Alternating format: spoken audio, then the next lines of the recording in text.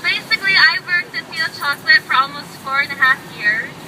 I did every job from retail clerk to tour guide to receptionist to eventually managing their web department.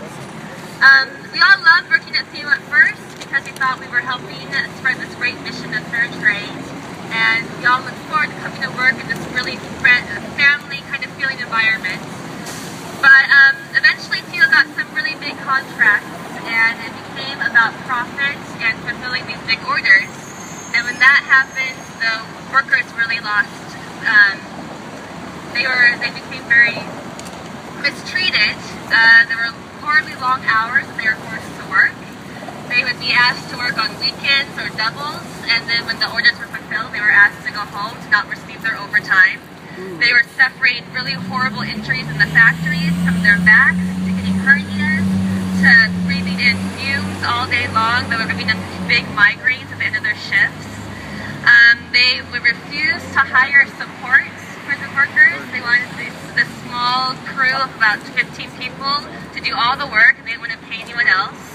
So everyone was overworked, they were understaffed, and we tried repeatedly over and over again to get the management to listen to us. Please, please, please. We just want these few things to help us out, and they refused over and over again, always saying they were too busy. After this next order and after the next order. So it took about 2 years of this. We finally decided we needed some outside help, and that's when we went to the union. And like she said, we had overwhelming support for the union. 70% of our members signed cards right away. But before we could get anyone else to sign, the management found out, and the anti-union campaign began.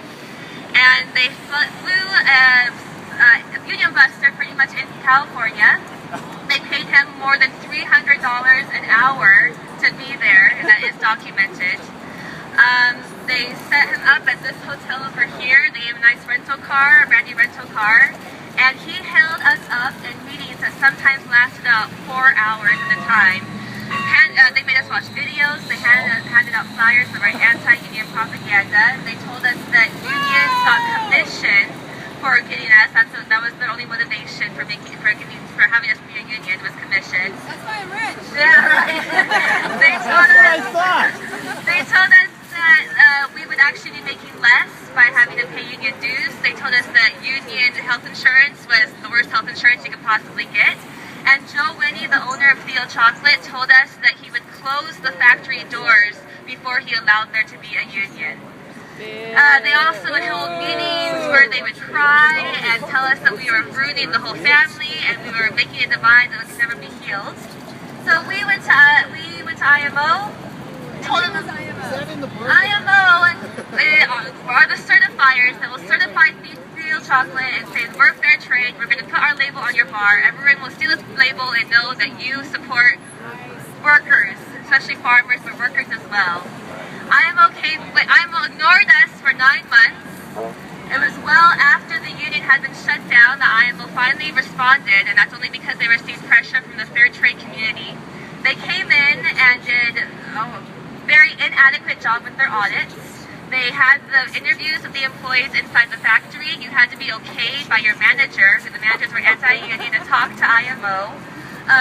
The meetings were interrupted by managers repeatedly, and they never contacted anyone who was forced to leave or fired, like me, to get our testimony.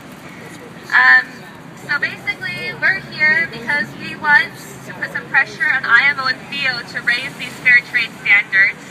People are buying fair trade because they think it means that people are being treated humanely, and they're supporting this thing for farmers and workers alike.